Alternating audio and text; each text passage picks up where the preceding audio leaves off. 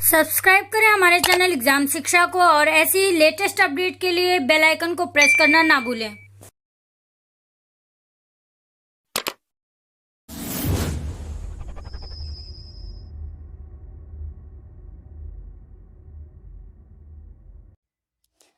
Hello guys, welcome on my YouTube channel exam Shiksha. I hope all you fine guys. आज हम लोग history start करने वाले हैं। हिस्ट्री में संपूर्ण जो हिस्ट्री है, टोटल हिस्ट्री की बात हम आज करेंगे और उसको आज हम बहुत ही आसानी से कि हिस्ट्री में हमें पढ़ना क्या क्या होता है, ठीक है। तो संपूर्ण हिस्ट्री को आज हम जानेंगे बहुत ही अच्छी एक स्टोरी के माध्यम से, एक कहानी के माध्यम से, ताकि सिलेबस आपकी समझ में आ जाए। उसके बाद नेक्स्ट वीडियो से हम जो है आपको प्री हिस्ट्री स्टार्ट करेंगे न्यू क्लास में, ठीक है। तो गाइज ये वीडियो बहुत ही इंटरेस्टिंग होने वाली है। तो जो गाइज मेरे चैनल पे पहली बार विजिट कर रहे हैं वो चैनल को सब्सक्राइब करें, साथ ही में बेल आइकन को प्रेस करना ना भूलें ताकि वीडियो की हर नोटिफिकेशन आपको आसानी से मिलती रहे, ठीक है। तो अब हम स्टार्ट करते हैं आज की अपनी स्टोरी ऐसे कुछ है कि जैसे कि हम हिस्ट्री को स्टार्टिंग से कैसे पढ़ेंगे, स्टार्टिंग हिस्ट्री से पूरी कंप्लीट हिस्ट्री के बारे में आज हम लोग जानने वाले हैं। तो एक छोटी सी स्टोरी है, स्टोरी के माध्यम से हम लोग जानेंगे। तो लगभग आज से 13.5 यानी 13.5 अरब वर्ष पूर्व जो है हमारा जो ब्रह्मांड है उसकी उत्पत्ति हुई। ब्रह्मांड उत्पत्ति का कारण ये माना जाता है कि वैज्ञानिक कहते हैं एक शून्य था, बिग बैंग बोलते हैं, उसमें क्या हुआ, विस्फोट हुआ, जिसके कारण हमारे ब्रह्मांड की उत्पत्ति हुई। ब्रह्मांड की उत्पत्ति हुई, बहुत सारी आकाश गंगाएं बनती हैं। उसके बाद में लगभग आज से 4.5 यानी लगभग 4.5 अरब वर्ष पूर्व जो है हमारी पृथ्वी की उत्पत्ति हुई। पृथ्वी की उत्पत्ति के बारे में हो सकता है आप सभी को पता हो, जैसा कि हम लोग जानते हैं कि हमारी पृथ्वी की उत्पत्ति किससे हुई है, सूर्य से हुई है। हमारी पृथ्वी भी क्या था, एक प्रकार का आग का गोला था। तो लगभग आज से लगभग 4.5 अरब वर्ष पूर्व हमारी पृथ्वी की क्या हुई, उत्पत्ति हुई।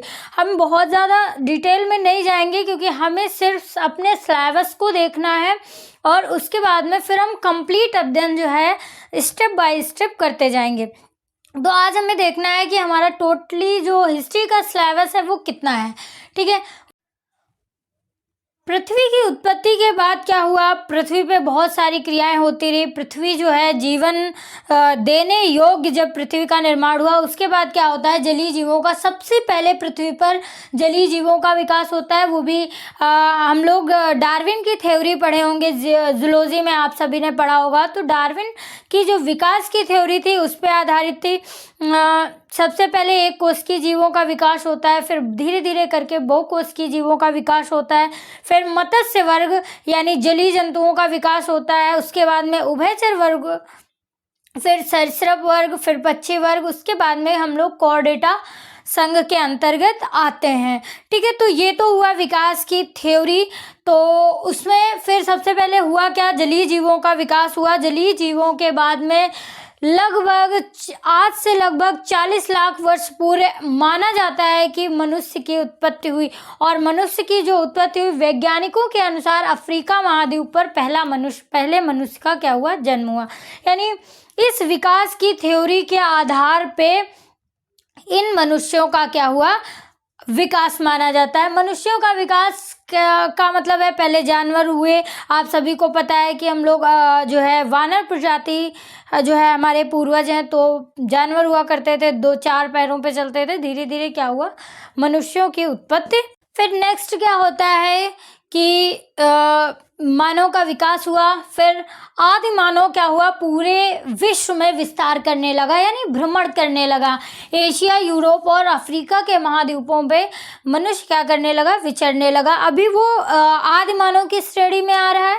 उसके बाद वाले जो समय को हम 3 भागों में डिवाइड करते हैं, उसको हम कहते हैं पाषाण युग। पाषाण युग का मतलब होता है पाषाण पत्थरों का युग, ठीक है। उसको हम बोलते हैं पुरा पाषाण काल, मध्य पाषाण काल और नव पाषाण काल कहते हैं।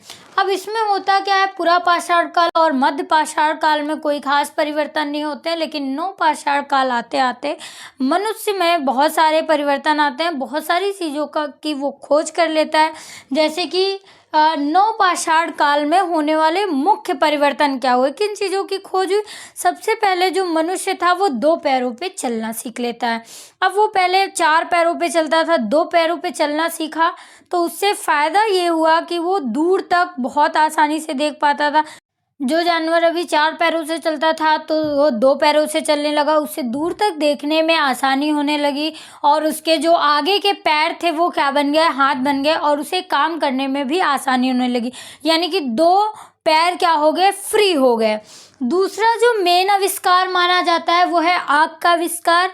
नव पाषाण काल में ही आग का आविष्कार हुआ। तो आग के आविष्कार से फ़ायदा ये हुआ कि कहीं अचानक से ही आग का आविष्कार हुआ, आपस में पत्थरों को टकराने से आग उत्पन्न हुई, आग जलने लगी। तो इस प्रकार से क्या हुआ, आग का आविष्कार हुआ, और उससे क्या हुआ, फ़ायदा ये हुआ कि जो मानव जो था अभी कच्चा मांस खा रहा था, ठीक है, तो वो उस मांस को भून के खाने लगा, ठीक है। तो और आग जलाने लगा, ठंडक में आग सेकने के काम में आती है, मांस को पकाने के काम में और उजाला करने के काम में आग का इस्तेमाल हुआ। फिर बहुत ही बेहतरीन आविष्कार माना जाता है पहिए का आविष्कार। पहले एक जगह से दूसरी जगह जाने के लिए सारा बोझा वो लोग खुद ही उठाया करते थे। पहिए का जब आविष्कार हुआ तो एक जगह से दूसरी जगह सामान लाने और ले जाने में क्या हुई, आसानी हुई। लास्ट आता है खेती करना शुरू किया, यानी खेती की खोज हुई। अनाज को देखा, खाने में स्वादिष्ट लगा, बीज छिड़के गए ऐसे ही, और फिर से उनसे क्या हुआ, अनाज, तो उनको लगा कि खेती भी कर सकते हैं, यानी मांस के अलावा और कुछ भी चीज़ें हैं जो खाई जा सकती हैं। तो इस प्रकार क्या हुआ, खेती का आविष्कार हुआ। अब इन सभी चीज़ों के आ जाने से क्या हुआ, जो आदि मानव घुमंतु था, यानी दिन भर विचरता रहता था, इधर से उधर घूमना ही उसका काम था। घुमंतु मानव से उसने क्या किया, स्थायी निवास बनाना प्रारंभ कर दिया, यानी एक ही जगह पे रहने लगा। पशुपालन करना स्टार्ट कर दिया, पालतू पशुओं को पालने लगा जिससे मांस और दूध की प्राप्ति हुई। खेती करने लगा जिससे उसको अनाज की पूर्ति हुई। और आग तो है, ये 2 पैरों से चल भी रहा है। पहिए का आविष्कार हो गया, यानी सामान को इधर से उधर लाने ले जाने में भी कोई दिक्कत नहीं हुई। जब इतनी सारी चीज़ें आ गई मनुष्य के पास, तो मनुष्य क्या होने लगा, धीरे धीरे सभ्यता की ओर बढ़ने लगा, ठीक है। सभ्यता की ओर एक समाज का निर्माण करने लगा, अच्छे समाज का निर्माण होने लगा। फिर एक सभ्यता उभर के आती है, सिंधु घाटी सभ्यता। लेकिन पहले हम लोग क्या पढ़ते थे, वैदिक सभ्यता से ही हमारी जो हिस्ट्री थी उसकी शुरुआत होती थी। यानी नव पाषाण काल के बाद में इतना सब कुछ होने के बाद ये वाला चैप्टर हम लोगों ने कभी नहीं पढ़ा, यानी कि हम लोगों को पता नहीं था। हम क्या पढ़ते थे, डायरेक्ट वैदिक सभ्यता की, मध्य एशिया से आर्य क्या हुए, भारत आए, और वैदिक सभ्यता की क्या हुई, स्टार्टिंग हुई। लेकिन अभी 1921 ईस्वी में जब हड़प्पा सभ्यता की खोज हुई, हड़प्पा सिविलाइजेशन या सिंधु घाटी सभ्यता की खोज हुई, इंडस वैली सिविलाइजेशन की जब खोज हुई, दयाराम साहनी ने जो है हड़प्पा नामक एक स्थल को खोजा, और वहाँ की जो एरिया था, वो जो शहर बसे हुए थे, वो एक प्रकार की नगरी सभ्यता थी। तो सिंधु घाटी सभ्यता कैसी सभ्यता रही, नगरी सभ्यता रही, नगरी सभ्यता थी, ठीक है। वहाँ पक्की ईंटों से बने मकान मिले हैं, बहुत बड़ा स्नानागार मिला हुआ है, वृहद स्नानागार मिला है, बहुत बड़े अन्न के गोडाउन जिनको हम लोग बोलते हैं, भंडारण गृह मिले हैं, बहुत ही अच्छा डेवलप एरिया मिला है। वहाँ की जो बहुत आज के जैसे हाईवेज़ हैं, मेन सेक्टर में जो घर होते हैं, बड़ी बड़े सेक्टर में जब घर बनाए जाते हैं विद प्लानिंग के साथ में, तो सिंधु घाटी सभ्यता की जो डेवलप था वो कुछ नगरीय प्रकार का था। आज भी कह लीजिए कि उस टाइम पे, क्योंकि जो सिंधु घाटी सभ्यता है उसका जो टाइम पीरियड माना जाता है वो 2350 से 1750 BC माना जाता है। ईसा मसीह के जन्म के इतने साल पहले 2350 ईस्वी जन्म के पहले इस सभ्यता का विकास हुआ और ईसा मसीह के जन्म के 1750 वर्ष पूर्व ही इस सभ्यता क्या हो जाती है, नष्ट हो जाती है। नष्ट के कारण अलग अलग जो साइंटिस्ट हैं या खोजकर्ता हैं वो अपना अलग अलग मत देते हैं।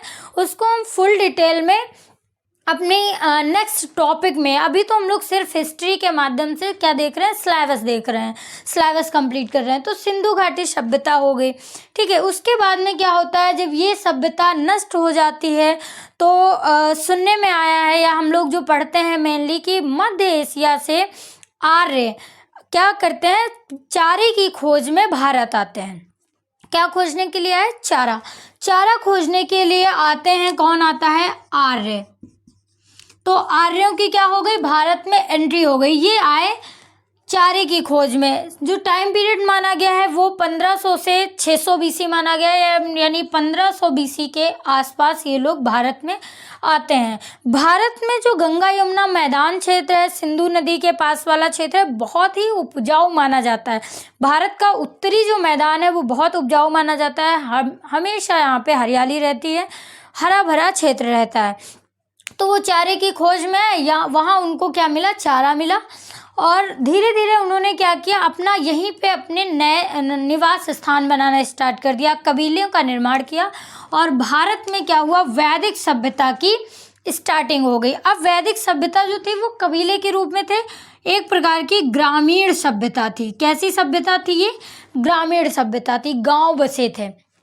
यहाँ पे गांव नहीं मिलेगा आपको। सिंधु घाटी सभ्यता में क्या थे, नगर थे, ठीक है।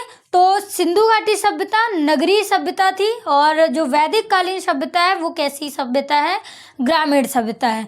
वैदिक कालीन को हम दो भागों में बांटते हैं, ऋग वैदिक काल और उत्तर वैदिक काल। उसको हम फुल डिटेल में आगे आने वाले टॉपिक्स में पढ़ेंगे। इसी टाइम पीरियड में वैदिक काल में ही दो महान महाकाव्यों की क्या होती है, रचना, जिसे हम रामायण और महाभारत कहते हैं। लगभग 300 बीसी के आसपास, ईसा मसीह के जन्म के लगभग 300 वर्ष पहले की बात है, ठीक है। फिर क्या होता है, धीरे धीरे टाइम आगे बढ़ता है और भारत में 16 महाजनपदों यानी महाजनपद काल आता है। महाजनपद काल में क्या होता है, भारत में छोटे छोटे कबीले या राज्य जुड़ करके भारत 6 अलग अलग महान राज्यों में क्या हो गया, डिवाइड हो गया, जिनमें 16 महाजनपद थे।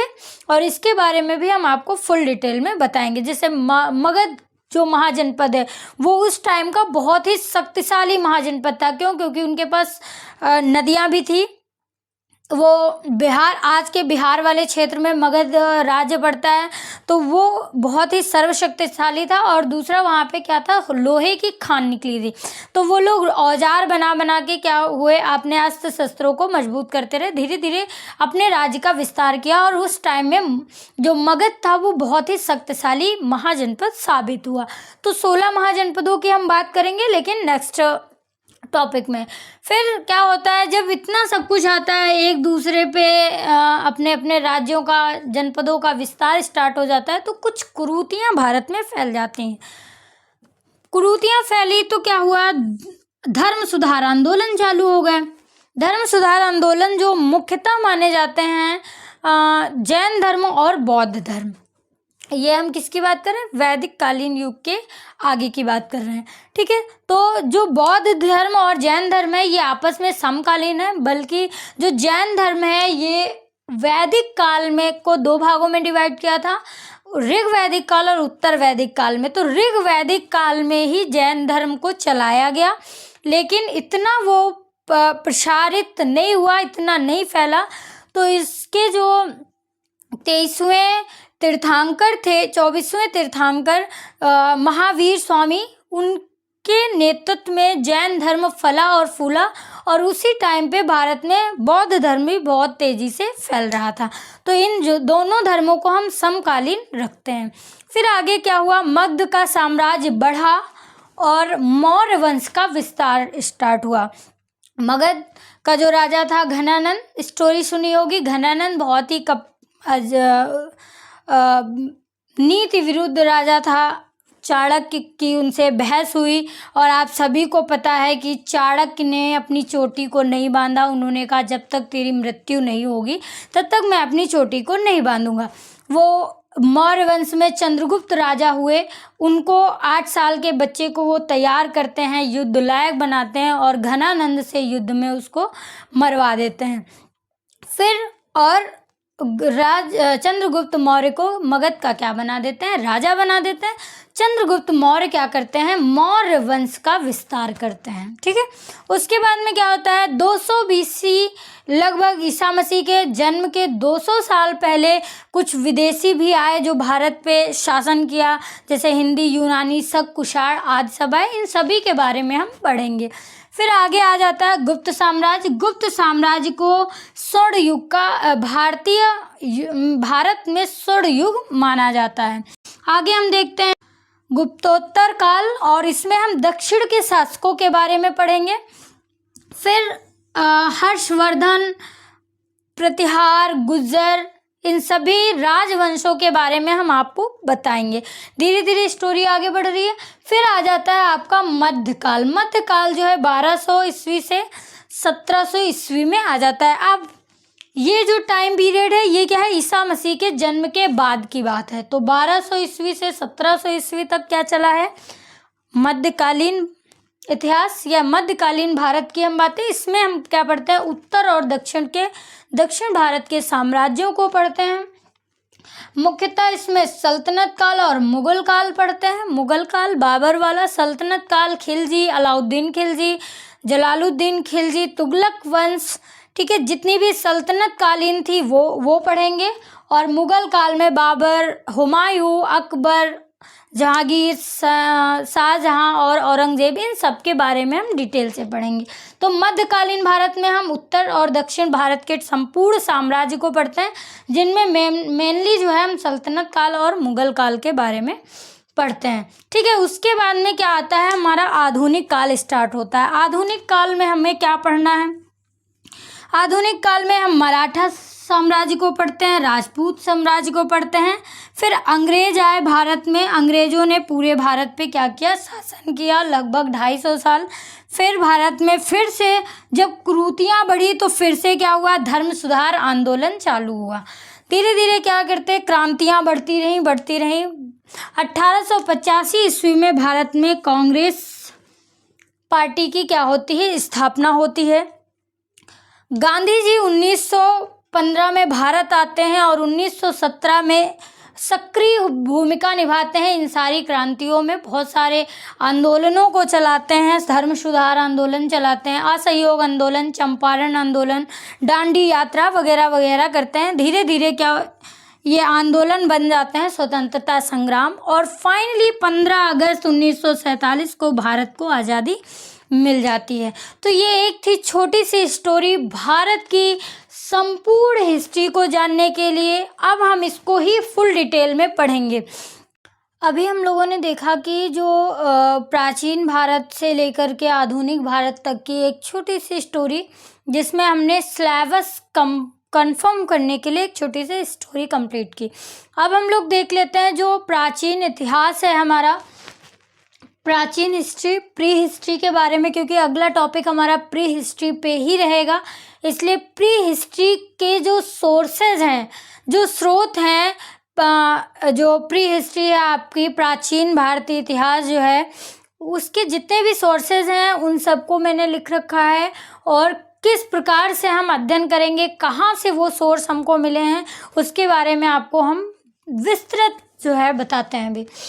तो सबसे पहली चीज़, जो प्राचीन भारतीय इतिहास है उसके अध्ययन के जो स्रोत हैं मेनली 2 प्रकार के हैं। एक तो पुरातात्विक स्रोत यानी आर्कियोलॉजिकल सोर्सेज, जैसे जिसमें हमें सिक्के मिलते हैं, अभिलेख मिलते हैं, भवन है या मृत शरीरों के अवशेष मिलते हैं। ठीक है, दूसरा है साहित्यिक स्रोत यानी लिटरली सोर्सेज। तो सबसे पहले हम बात कर लेते हैं पुरातात्विक स्रोत की। तो पुरातात्विक के अंतर्गत सिक्के आएंगे, किस शासन काल में क्या मुद्रा रही, किस प्रकार के सिक्के रहे वो हमें मिलते हैं। तो हम प्राचीन भारत की जो हिस्ट्री है उसको पढ़ने में हमें आसानी होती है। अभिलेख, स्मारक और जो भवन है, पुरानी मूर्तियाँ, कार्बन डेटिंग के अनुसार से ये सारी चीज़ें पता लगाई जाती हैं कि कौन सी चीज़ कितनी पुरानी है।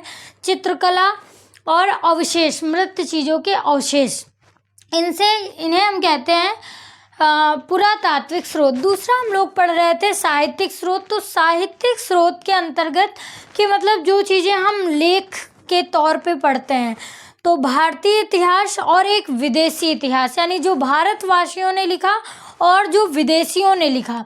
तो सबसे पहले हम बात कर लेंगे विदेशियों की। तो विदेशी में जैसे यूनान और रोम के लेखक भारत आए घूमने के लिए, चीनी लेखक आते हैं भारत विजिट पे, और संगम साहित्य के अनुसार से हम हिस्ट्री को पढ़ते हैं। तो यूनानी और रोम के जो लेखक हैं उनके द्वारा लिखी गई पुस्तकें हैं, जैसे मेगास्थनीज है, टालेमी है, हेरोडोटस है, निरंकस, अरिस्टोबुल्स, ठीक है। चीनी लेखक जैसे फहमान, हुएनसोंग और ये आते हैं और ये अपनी बुक्स लिखते हैं। संगम साहित्य में अन सुलेमान, अलबरूनी, मल Masudi, Marco Polo, Ibn Battuta Bharat आते हैं और अपनी अपनी बुकें लिखते हैं। भारत के साम्राज्य के बारे में उन्होंने बताया। अब हम बात कर रहे थे भारतीय इतिहास की। ये टॉपिक थोड़ा सा लॉन्ग है, इसलिए हमने पहले विदेशी इतिहास को बता दिया। तो भारतीय इतिहास के अनुसार जो है 4 प्रकार से हम लोग पढ़ते हैं। एक तो धार्मिक साहित्य हो गया, धर्मनिरपेक्ष साहित्य हो गया, संगम साहित्य और लौकिक साहित्य है, ठीक है। तो इन सब की अपनी अपनी बुकें हैं, उनके अनुसार से हम लोग पढ़ते हैं। जैसे धार्मिक साहित्य बहुत बड़ा होगा, तो धार्मिक साहित्य हम बाद में पढ़ते हैं, पहले धर्मनिरपेक्ष देख लेते हैं। जैसे कौटिल्य की एक बुक है अर्थशास्त्र, उसमें जो है प्री हिस्ट्री के बारे में बहुत ही अच्छा विस्तृत अध्ययन दिया गया है। कल्हड़ की राजतरंगिणी और जो है पाणिनि की जो है अष्टधाई है, विशाखा दत्त की मुद्रा राक्षस, कालिदास जी की है अभिज्ञान शकुंतलम, मालविकम मित्रम, मालविका अग्निमित्रम, रघुवंशम और मेघदूतम, ये कालिदास की रचनाएं हैं। इनमें भी हम प्री हिस्ट्री को देख सकते हैं। फिर बाण भट्ट की जो है हर्ष चरित्र है और कालंबरी है, ठीक है। फिर हम बात करते हैं संगम साहित्य। संगम साहित्य ये क्या है? सोर्सेज है, पढ़ने के सोर्स हैं, कहाँ से हमको प्राचीन हिस्ट्री, प्राचीन इतिहास के बारे में पता चलेगा। तो संगम साहित्य में तिरुकुरल है और शिल्पाधिकारम है, मणिलेख मेखले, जीवक चिंतामणि, ठीक है। आई होप समझ में आया होगा। इन चीज़ों से हम भारतीय इतिहास का जो प्राचीन हिस्ट्री है उसके बारे में पढ़ सकते हैं। फिर हमने कहा धार्मिक साहित्य थोड़ा सा लॉन्ग है। तो धार्मिक साहित्य जो है 3 प्रकार का है। एक बौद्ध साहित्य है, ब्राह्मण साहित्य है, जैन साहित्य है। तो ब्राह्मण साहित्य बहुत ही लॉन्ग है, इसके अंतर्गत बहुत प्रकार के ग्रंथ हैं, वेदांग हैं, उपवेद हैं और वेद हैं, तो उसको थोड़ा सा बाद में देखते हैं। बौद्ध साहित्य में सूत पिटक, ये सारी बुक्स हैं, विनय पिटक, अभिधम्म पिटक और मिलिंद पन्हो, बुद्ध चरित्र में भी, और दिव्यावदान, इनमें जो है ये बौद्ध धर्म से बौद्ध साहित्य हैं, बौद्ध ग्रंथ की बुकें हैं, जिनसे हमको प्री हिस्ट्री देखने को मिलेगी। प्री हिस्ट्री इन बुक्स में भी पढ़ने को मिलता है। फिर हम बात करते हैं जैन साहित्य की। जैसे समकक्षकालीन थे तो उनकी जो बुकें भी, इन्होंने बुकें लिखी हैं तो इन्होंने भी लिखी हैं। तो परिशिष्ट पर्व, भद्रबाहु चरित्र और भगवती सूत्र, कल्प सूत्र, ठीक है। भगवती सूत्र में तो जो है 16 महाजनपदों का विस्तार भी दिखाया गया है, उदय को भी दिखाया गया है। बौद्ध धर्म में एक ग्रंथ है अंगुत्तर निकाय, अंगुत्तर निकाय में भी 16 महाजनपदों के उदय का वर्णन किया गया है, ठीक है। ये हो गया। अब हम पढ़ते हैं ब्राह्मण शास्त्र। जो ब्राह्मण है, ब्राह्मण शास्त्र साहित्य है, उसके अंतर्गत हम बहुत सारी चीज़ों को पढ़ते हैं। तो सबसे पहले देख लेते हैं वेद। वेदों में 4 वेद हैं। जो सबसे पुराना है ऋग्वेद, यजुर्वेद, सामवेद और अथर्ववेद, ठीक है। ये चारों वेदों में आपको प्री हिस्ट्री देखने को मिलेगी, ठीक है। संपूर्ण इतिहास आप पढ़ सकते हैं। ऋग्वेद पूरे ज्ञान सब सारी चीज़ों का जो दाता है ऋग्वेद, यजुर्वेद, यज्ञ, सामवेद संगीत से, और अथर्ववेद जो है टोना टोटका आज से संबंधित है। फिर हम पढ़ते हैं ब्राह्मण ग्रंथ। ब्राह्मण ग्रंथ में ऐत्रेय और कौशितकी और गोपथ, इनसे हमें प्राचीन भारतीय इतिहास मिलेगा पढ़ने को। अर्ण्यक में तैत्तिरीय है, मैत्रेयी है, ऐत्रेय है। उपनिषद में छंदोग्य है, कंठ है, बृहदारण्यक है, इनसे हमें प्री हिस्ट्री मिलेगी। वेदांग में शिक्षा, कल्प, व्याकरण, निरुक्त, छंद और ज्योतिष, इन सभी चीज़ों का ज्ञान मिलेगा। उपवेद में आयुर्वेद, धनुर्वेद, गंधर्व वेद और शिल्प वेद, ठीक है, इनसे भी हम प्री हिस्ट्री को देख सकते हैं, ये शिक्षाएं। षड्दर्शन में सांख्य, योग, न्याय, वैश्विक, पूर्व मीमांसा और उत्तर मीमांसा, इनके अंतर्गत भी हम क्या पढ़ सकते हैं। ये किसके सोर्सेज हम बता रहे हैं, प्राचीन भारतीय इतिहास के सोर्स हैं कि कहाँ से हम प्राचीन भारतीय इतिहास को अच्छे से स्टडी कर सकते हैं। फिर महाकाव्य की अगर हम बात करते हैं तो 2 महाकाव्य लिखे गए थे बीसी में, 300 बीसी में रामायण और महाभारत काल। अब आप युगों में मत चले जाइएगा, त्रेता युग, द्वापर युग, हम लोग बात प्री हिस्ट्री की कर रहे हैं, तो उसमें बताया गया है ईसा मसीह के लगभग 300 वर्ष पूर्व जो है महाभारत और रामायण ग्रंथ की क्या हुई थी, रचना हुई थी, ठीक है, इनसे भी हम प्री हिस्ट्री को देख सकते हैं। फिर पुराणों की अगर बात करें तो विष्णु पुराण, भगवत पुराण, शिव पुराण, गरुड़ पुराण और मत्स्य पुराण, यानी इनमें भी बताया गया है पृथ्वी की उत्पत्ति कैसे हुई और पृथ्वी आगे कैसे विकसित हुई। स्मृति की बात करते हैं तो सबसे पुरानी मनु स्मृति, नारद स्मृति, याक्षवल्लभ स्मृति, कात्यायन स्मृति और विष्णु स्मृति है।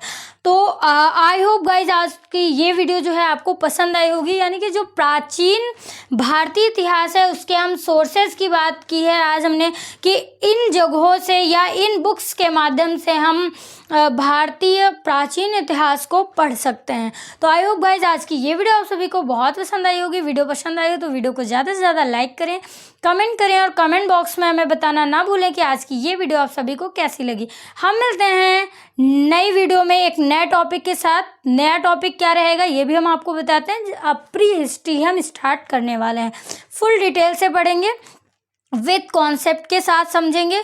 तो तब तक के लिए आप जुड़े रहिए हमारे चैनल एग्जाम शिक्षा के साथ। बाय बाय दोस्तों, take care and see you soon.